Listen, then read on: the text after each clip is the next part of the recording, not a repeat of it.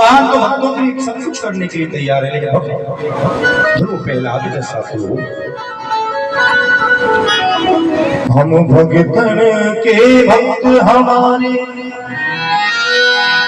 सुने अर्जुन प्रतिज्ञा मेरी,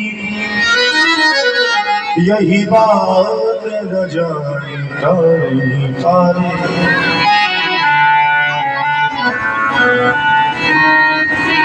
अर्जुन मैं भगतों का हूँ भक्त मेरे। आज ब्रह्म आता है भागवत में 40 मंत्रों से स्तुति सुनकर भी भगवान कृष्ण ने इंद्र को क्षमा कर दिया। क्यों भाव हमेशा निर्मल मन जन सो मोहि पावा मोहि करुण छल छल भाव। बस चालाकी नहीं, चालाकी आपने दिखाई, समझो आपको भगवान कभी नहीं मिलेंगे। बताओ सूरदास जो जिनके पास दोनों नेत्र नहीं थे उनको भगवान ने दर्शन दिए, क्यों भाव। वही बात हम से कहते हैं भगवान कि भक्त मेरे जहां पग रखे वहां रखूं दो हाथ, और सदा संग लागत फिरूं और कबहू न छोड़ूं साथ। मेरे भक्त जहां पग रखते हैं वहां मैं अपने दोनों को हाथ रख देता हूं, और सदा संग लागत फिरूं कबहू न छोड़ूं साथ। कभी साथ नहीं छोड़ता, दुनिया के जैसा नहीं। आज महाराज कहते राजे परीक्षित गलती दोनों की थी, इंद्र की भी थी, ब्रह्मा की। भगवान ने ब्रह्मा को क्षमा नहीं किया, इंद्र को क्षमा कर दिया। क्यों? क्योंकि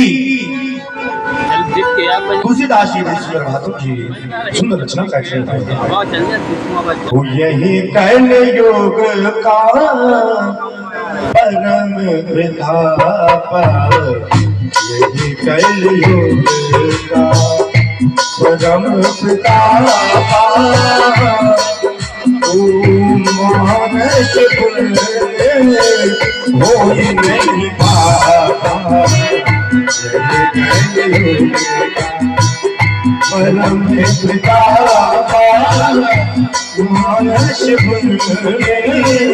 होई नहीं पाता। श्री राम जय राम जय राम, श्री राम जय राम जय राम, श्री राम जय राम।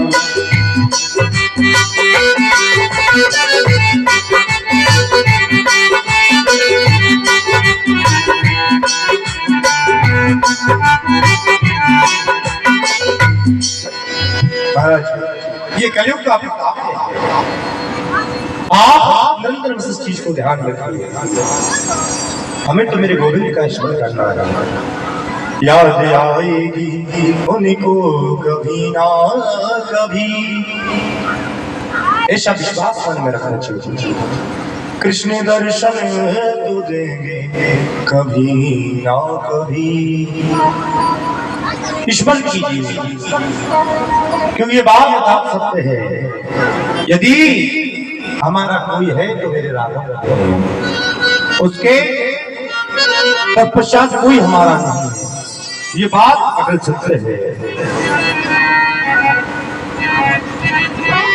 और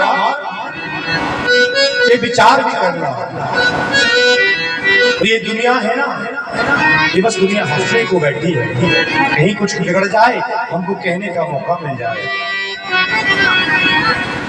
ओ झूठा जगत जवानी, झूठा जगत जमाती, राम बिन को नहीं जाता, राम बिन कोई नहीं है सगा मेरे राम बिना कोई नहीं है। आप तालियों की सेवा देते हुए जगत की जमाती है राम झूठा है जगत की जमाती राम बिना कोई नहीं है साथी बिना कोई नहीं है साथी।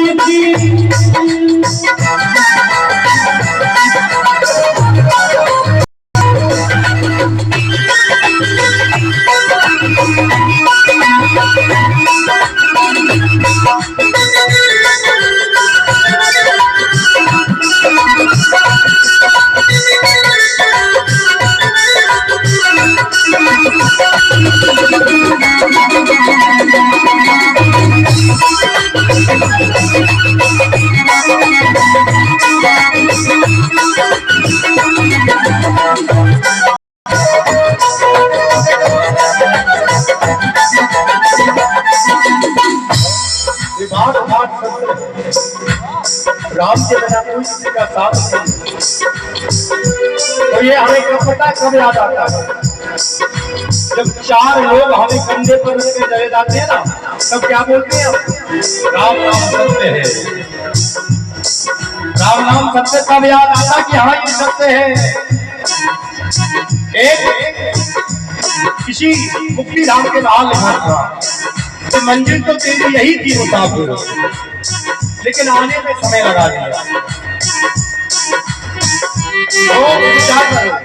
ओ झूठा जगत जवानी, झूठा जगत जवानी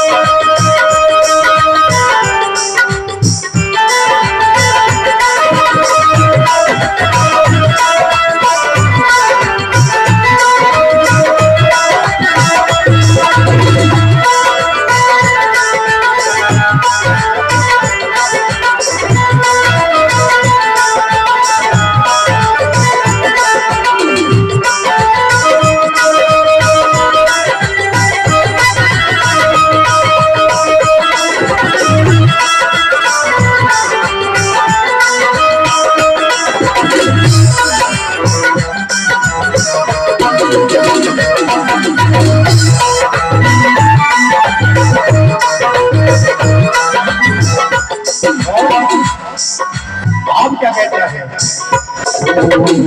नारी शब सुख पापत सती, नारी सब सुख चाहत पति तो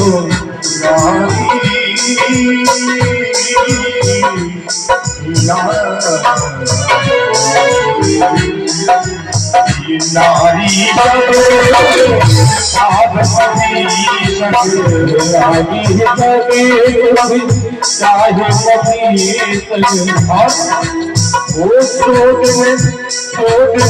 प्रति हर शादी हो, प्रति हर शादी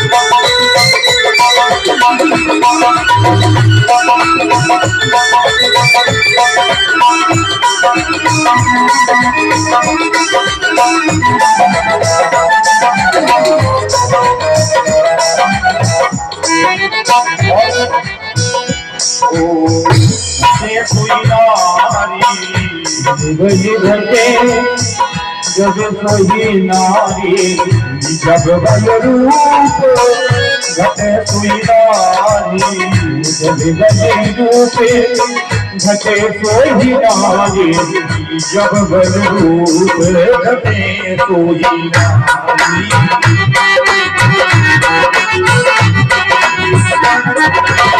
जब बज रूप घटे सोहिदारी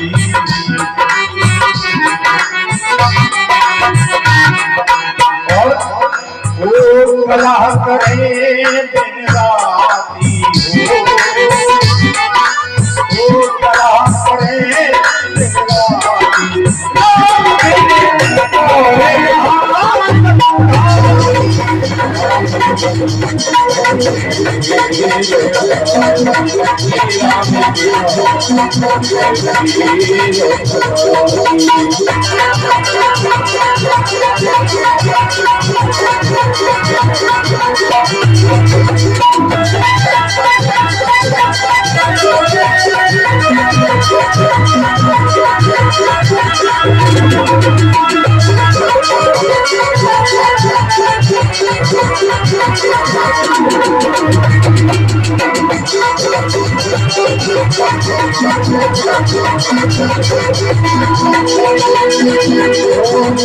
चाहे जगत जमाती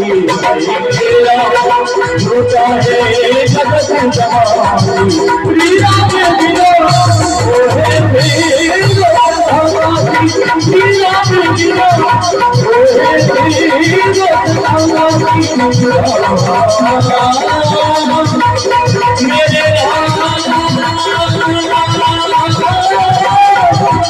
मेरे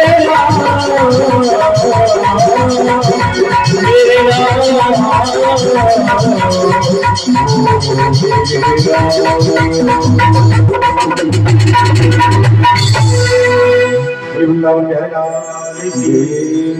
ये बात सकते हैं जाएगा जब यहाँ से कुछ भी न पास होगा 2 गज कफन का कपड़ा तेरा लिबास होगा। ये बात था यहाँ से जाने से पहले आप कितना कुछ कर लीजिए, कितने सुंदर परफ्यूम सरफ्यूम कपड़े मपड़े अच्छे कुछ भी पहन लीजिए, जब आप यहाँ से जाओगे तो आपकी किस्मत में सिर्फ 2 गज का फन का कपड़ा वही साथ जाएगा और कुछ साथ नहीं जाएगा। यहाँ तक वस्त्र आपको उतार दिए जाते हैं और फिर भी हम अपमान करते हैं साहब। अरे साहब हमारे पास अरे भैया ये हमारे का है, इस मेरे गोविंद की सबसे बड़ा आशीर्वाद उसका है। उसने अभी मनुष्य को नहीं दिया, रहने के लिए जगह दी, पीने के लिए पानी दिया, खाने के लिए अन्न दिया, फिर भी हम अपना लगाते हैं अपना अपना अपना।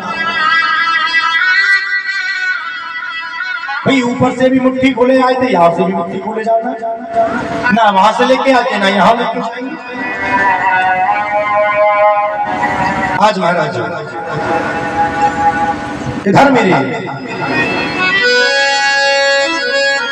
ब्रजवासियों ने कहा लाला हमको तो थोड़ी शंका सी है। बोले कैसे?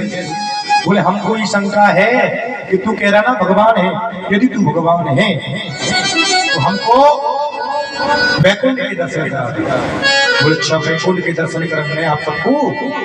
बोले हाँ हाँ हाँ चलिए चलिए। आज श्री ग्वाल वालों को लेकर कहाँ पहुंची? सीधा वृंदावन ब्रह्मकुंड पे। तो भगवान की कृपा से हमारा आश्रम भी ब्रह्मकुंड पे है। महाराज आज ब्रह्मकुंड पर पहुंचकर सभी ग्वाल वालों से कहा ग्वाल वालों अपने नेत्रों को बंद करो, उसमें गोता लगाओ। सभी ने गोता लगाया तो ब्रह्मकुंड में गोता लगाया और कहाँ पहुंचे? वैकुंठ में जाके पहुंचे। और वैकुंठ में क्या देखा? बोले वैकुंठ में ये देखा कि कन्हैया वहां तो हम सबके साथ खेलता था, यहाँ देखो अजगर सर के ऊपर शयन कर रहा है महाराज बैठा। शेष नाग की सैया पर मेरे कन्हैया शयन कर रहे हैं। वो हल वाले ने देखा अच्छा लाला वहां तो हम सबके साथ में दौलत फिरता है और यहाँ पर सर के ऊपर शयन कर रहा है। कितनी अच्छी सुविधा है बताओ लाला स्वर्ग में। तो वैकुंठ में दर्शन करा दिए। लाला हम तू चाहे हम तू बोले तो हम घोड़ा मोड़ा बस के बैठ के देख ले। बोले आपको जो करना है वो करो। आज तुम्हें आरी नाम कर दिया वैकुंठ, जो अच्छा लगे देख लो। आप सभी ब्रजवासी बड़े पिछड़े हैं। और आज बाल वालों को विश्वास हो गया मेरे कन्हैया। इधर मेरे गोविंद जी सुंदर यमुना के तट के किनारे अपनी वेणु का गुणगान किया, वासी गुणगान करना आरंभ कर दिया। सुंदर वासी की ताल को मैं मचाया महाराज। ब्रज आज घनश्याम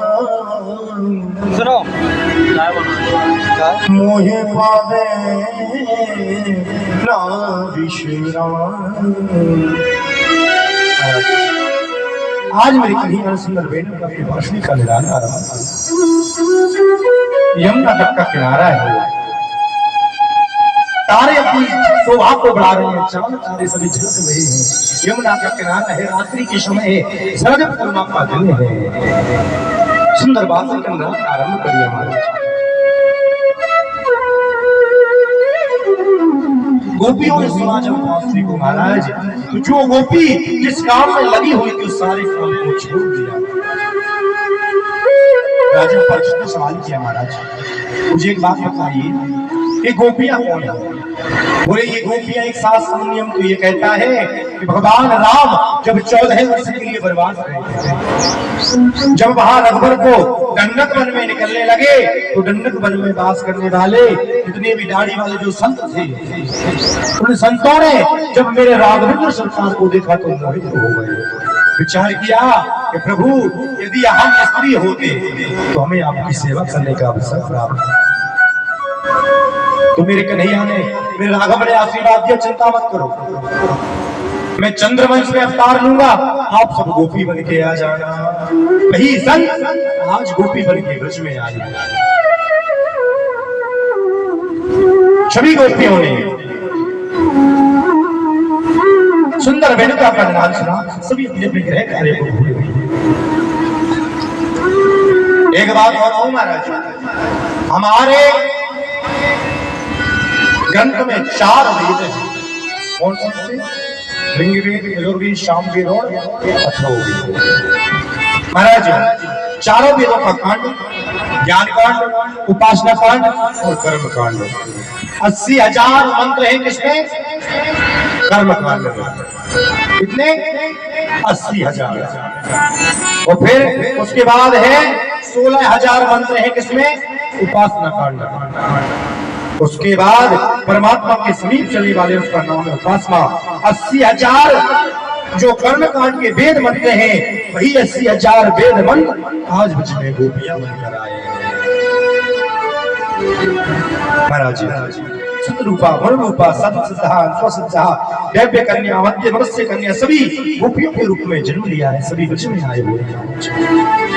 कोई किसी की बेटी, कोई किसी की पत्नी, कोई ना कोई किसी न किसी रूप में आया है। क्यों? बस वही इच्छा है हमें गोविंद की प्राप्ति हो जाए।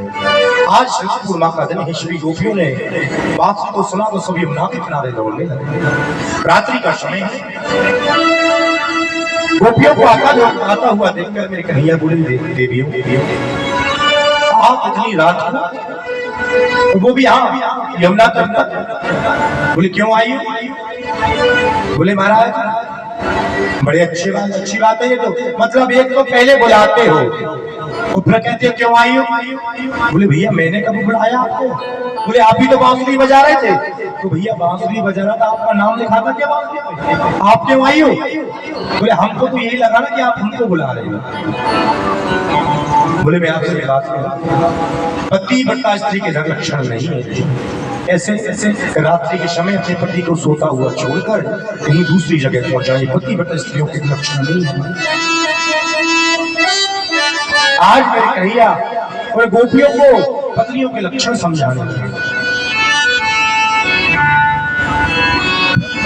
कि तुमने अच्छा नहीं किया। तो आज एक गोपी ने कहा, कन्हैया जिस प्रकार आप हमें समझा रहे हो कि पतिव्रता धर्मी की स्त्री के क्या धर्म होते हैं, हमको भी एक कहानी आती है। बोले कैसे कैसे? बोले एक पति और पत्नी थे। एक दिन उसका पति उस पत्नी की गोद में शयन कर रहा था। कन्हैया ने कहा वो सैर कर रहे थे महाराज, और सैर कर रहा था, उसी समय उससे एक छोटा सा बालक था, और वो बालक खेलते खेलते आगे अग्नि का कुंड बना हुआ था, उसको अग्नि के कुंड में जाकर गिर गया। अब तुम बताओ उस स्त्री को क्या करना चाहिए? अपने बालक को बचाना चाहिए या अपना पतिव्रता धर्म नष्ट करना चाहिए? बताओ भैया, आप सब बता दो, आप सब होशियार हो, हमें थोड़ी बहुत आप सबन को पता हो क्या करना चाहिए? अपने पति को जगा देना चाहिए, उस बालक को बचाना चाहिए? तो महाराज वो बालक अग्नि कुंड में गिर गया, उस मां के नेत्रों से आंसू आने लगे। आंसू जब निकले उसके पति के मुख पर पड़े और वो जल गया। बोले देवी रो क्यों रही हो? बोले और जैसे ही पत्नी जगा तुरंत दौड़ती हुई अपने कुंड के किनारे पहुंची और कुंड में जाकर देखा इतनी तेज अग्नि जल रही थी, वो शीतलता छा रही है। उसका बालक अग्नि कुंड में भी खेल रहा है। किसके कारण? बोले पतिव्रता धर्म। सती अनुसुईया को किसने नहीं सुना? ये ताकत होती है पतिव्रता धर्म में। आज यही ताकत होती है। तो गोपियों ने कहा लाला एक बात बता, हमको भी ये कहानी याद है। बोले कैसे? बोले एक पति जो है विदेश गया नौकरी करने के लिए, उसकी पत्नी से कहा एक काम करो, जब हम विदेश जा रहे हैं जब तक तुम हमारी एक तस्वीर रख लो, उसकी पूजा करते रहे। बोले ठीक है। सुबह शाम उसकी पूजा करती स्त्री बेचारी। एक दिन वह पूजा में लगी हुई थी, उसका पति विदेश से लौट कर आया। उसने कुंडी खटकाई, देवी कुंडी खोलो। वो पूजा में बैठी हुई, उसने सुना नहीं। तो अब कन्हैया हमें तुम ये बताओ कि उस पत्नी को, उस पति की जो पूजा कर रही है नकली पति की, उस पूजा को बंद करके पति के लिए कुंडी खोलना चाहिए या नहीं खोलना चाहिए? कन्हैया बोले खोलना चाहिए। जब असली पति आ गया तो नकली का क्या काम है? तो यही तो हम आपको समझाना चाहते हैं गोविंद, यही तो बताना चाहते थे हम आपको। ये संसार के जो पति है सब नकली है, असली पति तो आप हो हमारे। यही तो हम कब से बताना चाहते थे। आज मेरे कन्हैया ने सुंदर गोपियों के साथ कृष्ण के अनुराग में अनुरक्ति हो गई। महाराज अनुरक्ति जो प्रेम है, जो बड़ा प्रेम है गोपियों का मेरे कन्हैया। आज मेरे कन्हैया ने स्वागतम भो महाभागा प्रिया ही करवाणि च ब्रजनश्यम कश्चिदं ब्रूतागमनं तकारणम्। सभी गोपियों का स्वागत किया। आओ सुंदर गोपियों को बुलाया, आओ आप सबका स्वागत है। रात्रि का समय गोपियां आज मेरे प्रभु ने राजा परिचित कहते हैं, प्रभु एक बात बतलाओ, भगवान पहले तो जीव को पास बुलाते फिर भगवान दूर हो जाते हैं सबसे। बोले महाराज आगे चल के उन सभी गोपियों के साथ मेरे गोविंद ने, और गोपियों ने पता है एक बात को कही, लाला इस संसार के जो पति कैसे है पता है कि ऐसे बर को क्यों बरे जो जन्म लिए मर जाए, और पर बर ये गोपाल को जैसे चूड़ो अमल जाए। ऐसे पति का क्या करना जो जन्म लिए और मर जाए। मीरा जी ने भी यही बात बताया कि मेरे तो प्रभु गिरधर गोपाल दूसरों नहीं कोई, जाके सर पर मोर मुकुट सोई मेरो पति होई। महाराज जहाँ कृष्ण प्रमोद मुकुट भी तो मेरा पति है। आज सभी गोपियों के साथ प्रभु ने सुंदर रास का आनंद किया। सभी गोपियों के मन में थोड़ा अभिमान आ गया। कैसा कि बताओ, तीनों लोग के स्वामी हम सब गोपियों के साथ रास रचना चाहते हैं। जितनी गोपियां हैं सबके साथ एक कन्हैया रास रचने के लिए तत्पर हो गए महाराज। और आइए रास रचना की ओर तो हम भी चलते हैं। तो कैसा रास चल रहा है? रास रचो है, रास रचो है, यमुना किनारे महारास रचो है। रास रचो है, रास रचो है, यमुना किनारे महारास रचो है। रास रचो है, रास रचो है, महारास रचो है। रास रचो है, रास रचो है, यमुना किनारे महारास रचो है। रास रचो है, रास रचो है, यमुना किनारे महारास रचो है। चांद रचो है, रास रचो है, यमुना किनारे महारास रचो है। चांद सूरज नाच नाच तारा गण, सूरज नाच नाच तारा गण, चंद्रमा के सूरज नाच नाच तारा गण, चंद्रमा के सूरज नाच नाच तारा गण।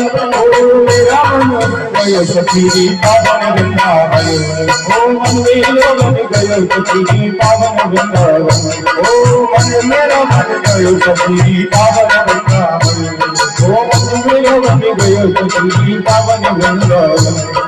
रास रचो है, रास रचो है, यमुना किनारे महारास रचो है। रास रचो है, रास रचो है, यमुना किनारे महारास रचो है। हरि बोल।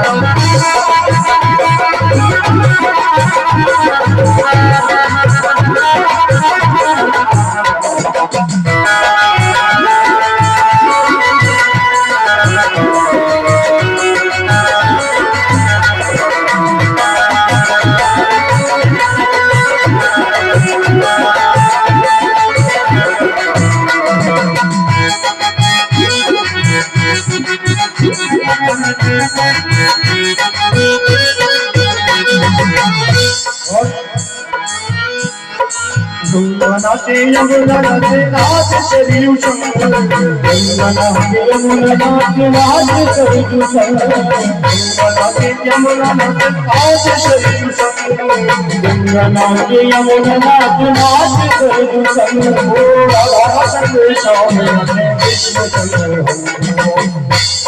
गयो सखी पावन वृंदावन, ओ मन मेरा मन गयो सखी पावन वृंदावन, ओ मन मेरा मन गयो सखी पावन वृंदावन। ओ रास रचो है, रास रचो है, यमुना किनारे महारास रचो है।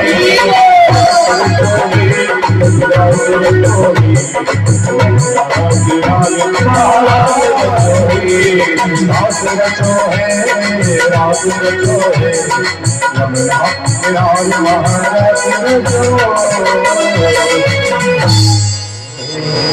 आज सभी गोपियों के साथ मेरी कन्हैया रात बचा रहे हैं।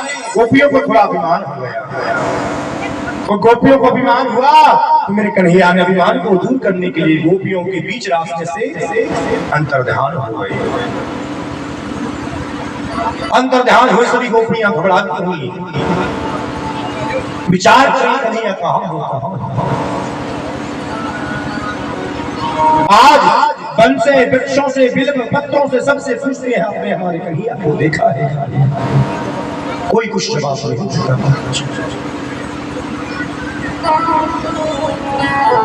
सुंदर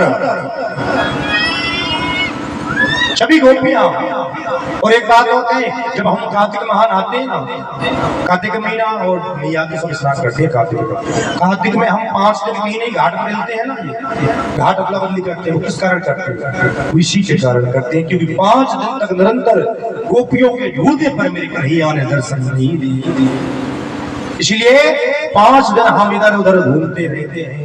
कहते हैं ना 5 दिन के लिए ठाकुर जी गायब हो गए। ये प्रसंग वही का है। मैं बने बने ढूंढ आई राम नाम ले। महाराज आज सुंदर गोपियों ने गोपी गीत गाया। 2 लाइन उस गोपी गीत की आपको सुनी भी गाएंगे। पूजयति देहिकम् जयमना ब्रिजा श्रीयते इंद्रा शाश्वत जयति देहिकम् जन्मना ब्रिजम्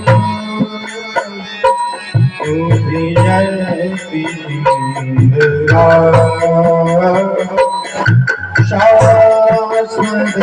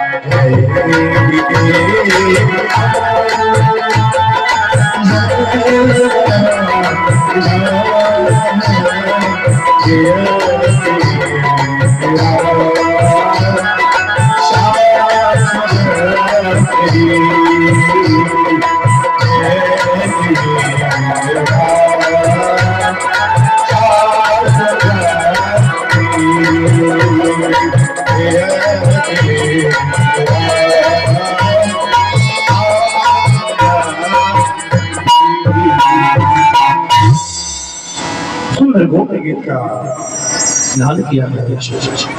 आज मेरे कन्हैया ने गोपी गीत को सुनकर महाराज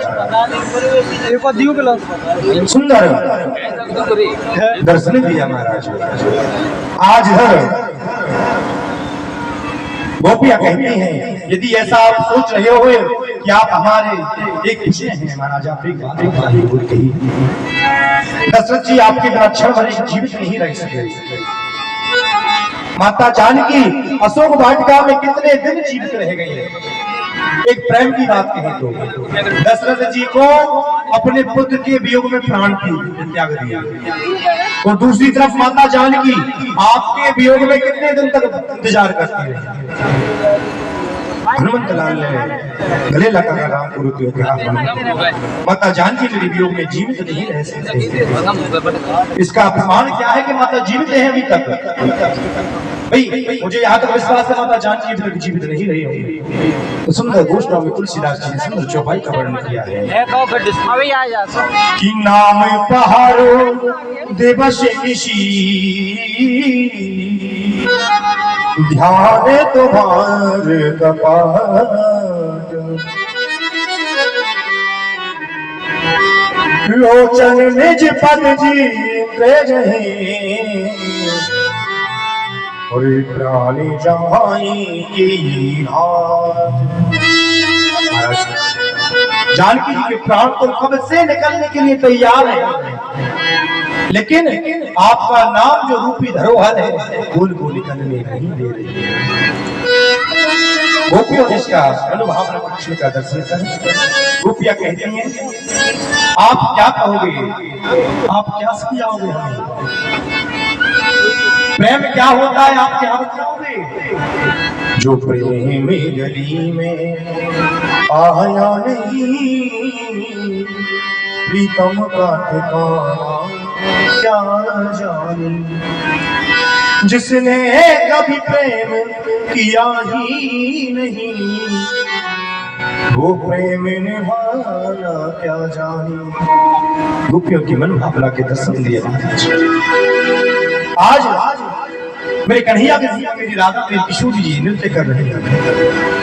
महाराज इस नृत्य को देखकर महाराज आचार्य सूर्य कहते राजन इतना सुंदर दृश्य लग रहा है, सारी ब्रज की ब्रजवासियां जो ग्वालियां हैं ये गोपी ऐसे भी नृत्य कर रही है। महाराज माता पार्वती कैलाश से देख रही है और माता पार्वती ने देखा तो माता पार्वती दौड़कर कहां आने लगी, रास प्रसंग में, रास प्रसंग में आने लगी।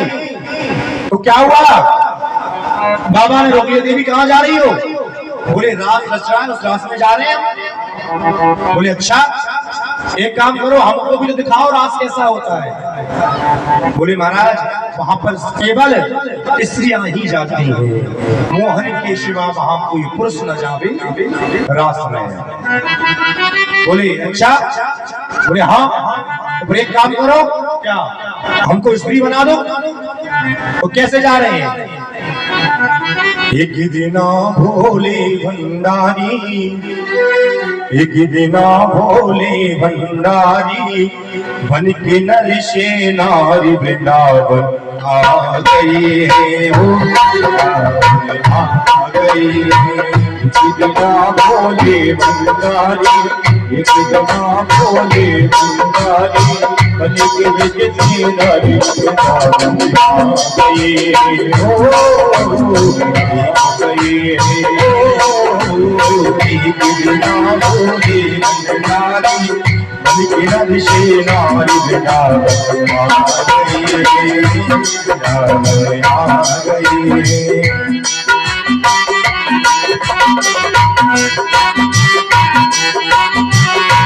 आपसे तालियों की सेवा देते हुए महाराज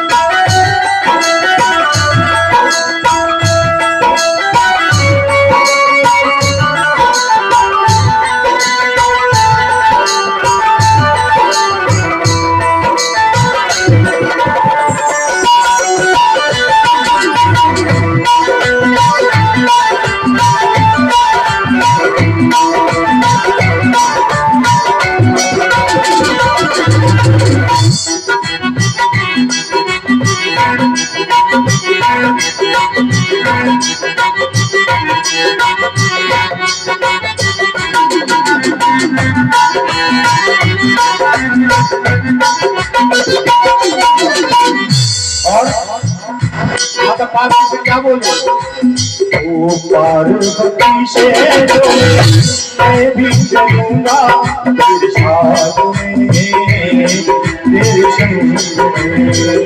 पार्वती से बोले मैं भी चलूंगा तेरे संग में, ओ तेरे संग में। आप अपने साथ ले चलो ना, कितना अच्छा होगा। पार्वती से मैं भी चलूंगा तेरे संग में, तेरे संग में। पार्वती से बोले मैं भी चलूंगा तेरे संग में, ओ तेरे संग में।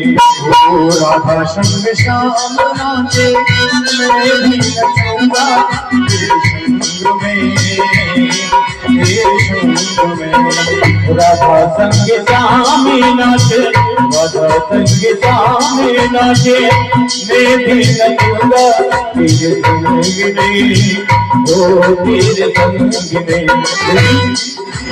जैसे राधा के संग कृष्ण नाचेंगे ना, उसी तरह मैं आपके संग नाचूंगा, कितना अच्छा लगेगा।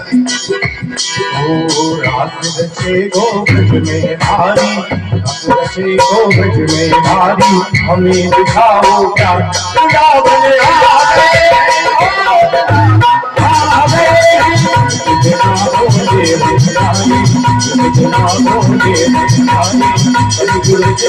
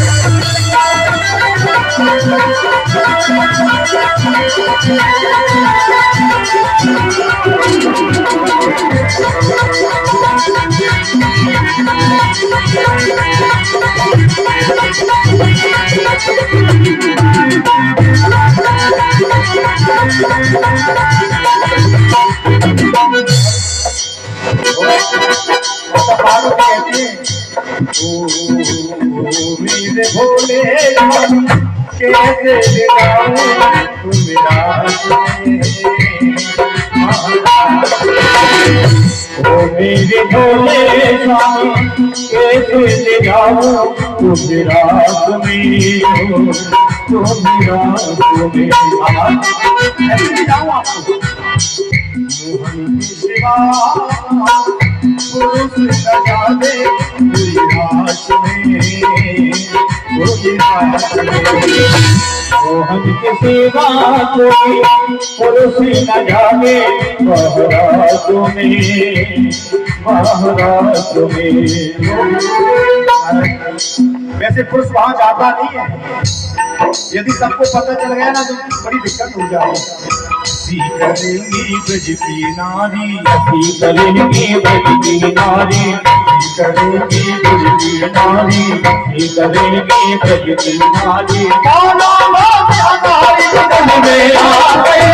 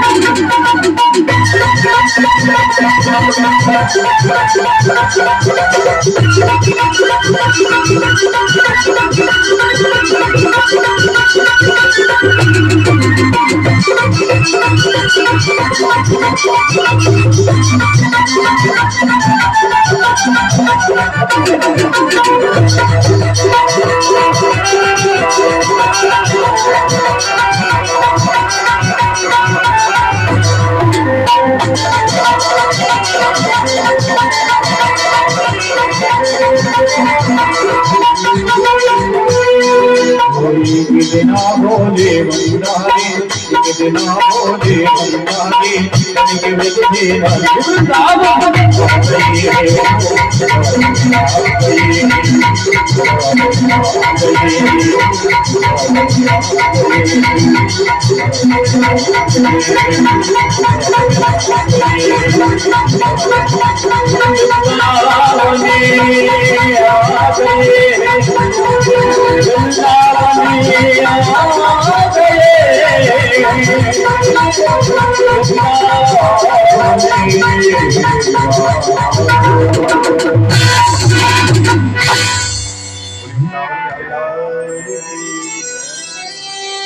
आज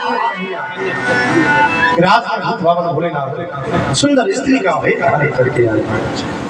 लेकिन एक बात यह है महाराज, वेश धारण करने से क्या हो जाए? देखो, ब्यूटी पार्लर से चेहरे का कलर बता चला, जो है ना चेहरे को चमका सकती है, बदल नहीं सकती। फेस जो होगा वही देखेगा। बताओ है कि नहीं? ब्यूटी पार्लर इतना ही कर सकती है, काले को गोरा कर सकती है। अब ऐसा नहीं है महाराज कि कोई गोरा बिल्कुल हो तो भाई ज्यादा भूदरा बना दे, ऐसे भी नहीं सर। सिर्फ थोड़ा अंतर, थोड़ा डिफरेंट आता है।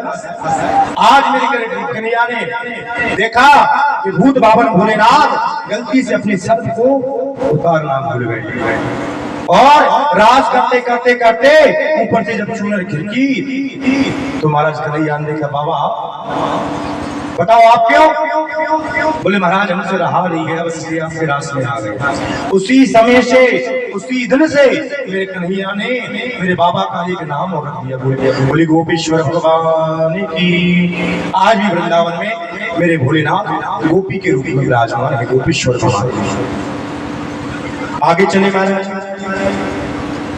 आगे जिस रास्ते नाम वो हम सुनते हैं काम न लगाकर। आज कंस ने क्या किया?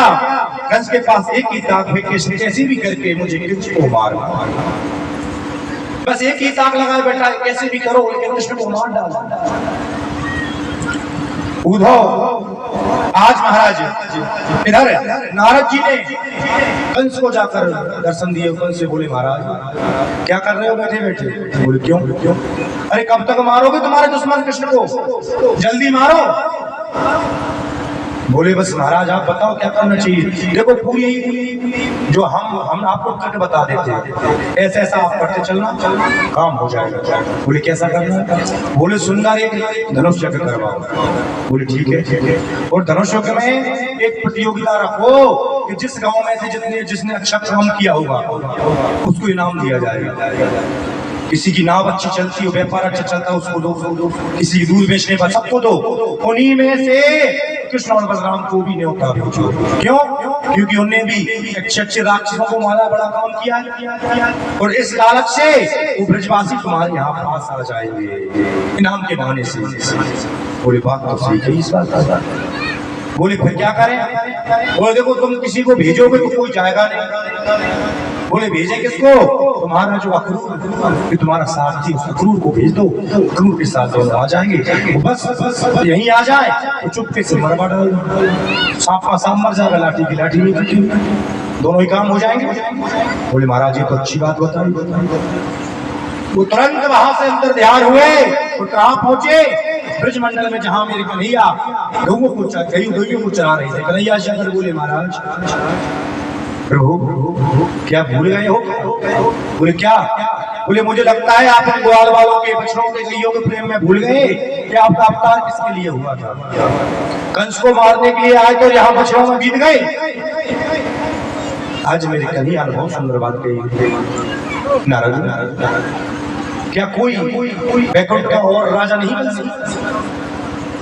बोले महाराज आप ऐसी बात कर रहे हो, आप एक काम करो, मेरी जगह आप बैकुंठ का राजा किसी और को बना दो, मैं इस ब्रिज को छोड़ना नहीं चाहता। आज नारद जी ने विचार किया, वही ब्रह्म किसको था? ब्रह्मा को। जब किसका? मधुमंगल की जूठी कड़ी को भाई कन्हैया ने, तब उसको भ्रम हुआ कि भगवान नहीं। आज वही भ्रम किसको हुआ? नारद जी को। नारद जी ने विचार किया भगवान नहीं हो सकता। एक भगवान और जीव में इतना प्रेम कि बताओ वो सिंहासन छोड़ने के लिए तैयार है। कह रहे हैं कि मुझे राजा बनने का शौक नहीं, मैं यही ग्वाल वालों के साथ रहना चाहता हूँ। नारद ने कहा प्रभु आपका उद्देश्य कंस को मारना है। बोले नारद मैं ग्वाल वालों को धरा पृथ्वी को छोड़कर नहीं जा सकता। आज महाराज इधर अक्रूर को कंस ने बुलाया।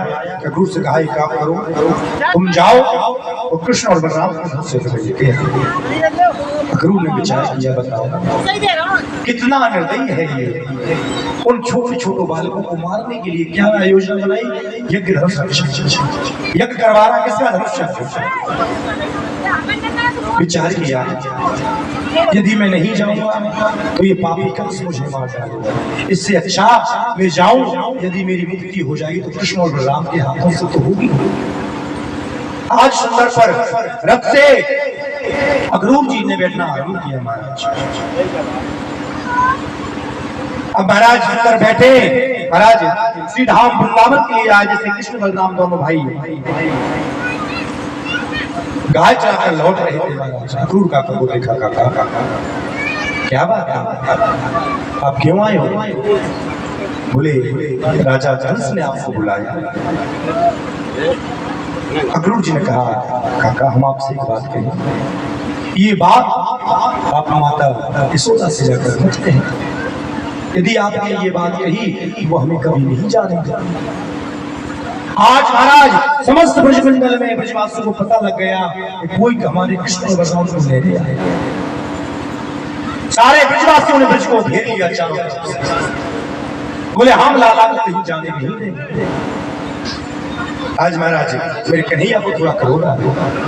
कन्हैया बोले अच्छा, मतलब यदि तुम्हारा बेटा अच्छा काम करता और कोई पुरस्कार देता तो तुरंत लेने के लिए भेज देते, और मैंने कोई अच्छा काम किया है और मुझे महाराज पुरस्कार देने के लिए बुला रहे हैं, तो आप ये चाहते हैं कि नंद का छुड़ा आगे ना बढ़ पाए। जब नंद के छुड़ा की बात ये कही तो ब्रजवासियों के नेत्रों से आंसू बहने लगे।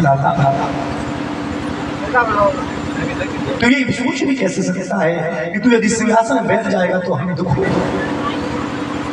सोच भी कैसे सकता है यदि तुझे कोई पुरस्कार मिलेगा तो हमको दुख होगा। बस लाला बस इतनी सी बात है कि हम तेरे बगैर जी नहीं सकते। जैसे जल से निकलने के बाद मछली जो होती है वो अपने दम को, प्राण को त्याग देती है, उसी तरह ये हम ब्रजवासी प्रेम जी नहीं सकते। माता यशोदा के नेत्रों से झरझर आंसू। नंद बाबा ने पूछा क्यों क्यों आए हो? बोले मैं कृष्ण और कन्हैया को ले आया। कृष्ण कन्हैया की बात को सुना। माँ यशोदा हाथ में जो ग्रास दिया था खाने का, वो हाथ का ग्रास नहीं रह गया। बोले मैं कृष्ण और बलराम को नहीं चाहते।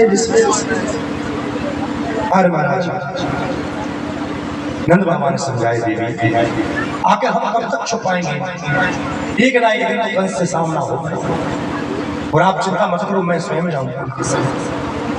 आज महाराज रात्रि में बैठकर महाराज सुबह उठकर आज गोपियां क्या कहती हैं, अक्रूर तुम्हारा नाम कृष्ण रखा, तुम क्रूर हो, तुमने हमारे शीशे जैसे दिल को तोड़ दिया, तुम क्रूर हो। आज भी ब्रजवासी महाराज टकटकी लगाए बैठे हुए हैं कि कैसे भी कैसे हम कृष्ण और बलराम को नहीं जानते। इधर वृंदावन से समाचार फैला दिया महाराज। रात्रि में नंद जी बाबा ने कहा कैसे आया हुआ, सब बातें सुनाई, सब हाल सुन के महाराज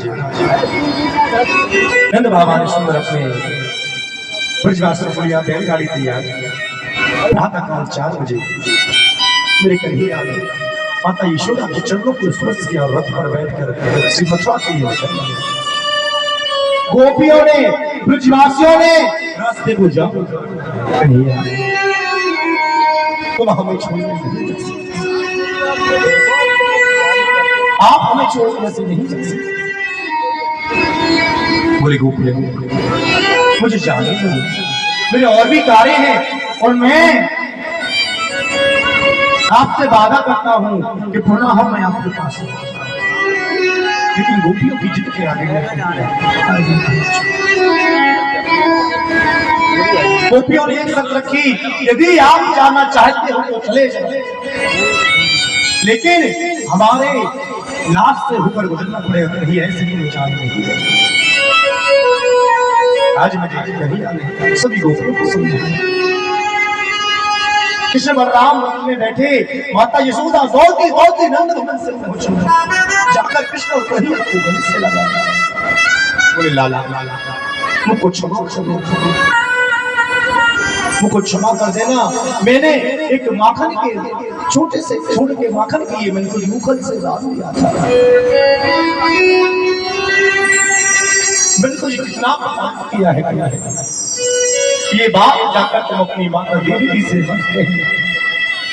कि माता यशोदा ने थोड़े से माखन के लिए मुझे मुखल से दान दिया। आज जब महाराज ये बात आई मेरे कन्हैया की आंखों में से आने लगे भैया। ये कृष्ण दुनिया के ऋण से उड़ना हो सकता लेकिन मां यशोदा तुम्हारे ऋण से कभी उड़ना नहीं हो सकता। मैं दुनिया का ऋण चुका दूंगा लेकिन मां तुम्हारे ऋण को कभी नहीं चुका दूंगा।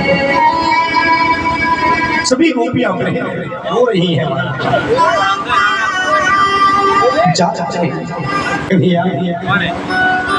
यदि तुम चलेगा तो हमारे प्राण चले जाएंगे। आज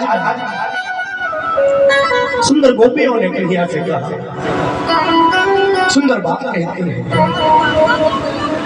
वो जा रहे हो तो जाओ हमें छोड़कर हमसे मुख मोड़ कर ऐसे प्रेमी कन्हैया नहीं पाओगे हाँ नहीं पाओगे। जा रहे हो तो जाओ छोड़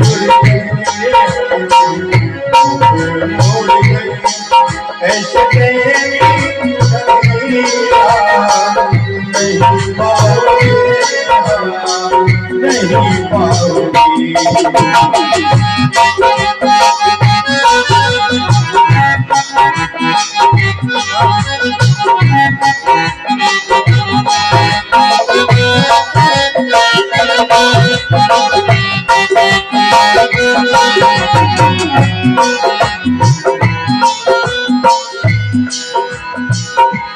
जा रही हो तो जाओ हमें छोड़ कर मुख मोड़ कर ऐसे प्रेमी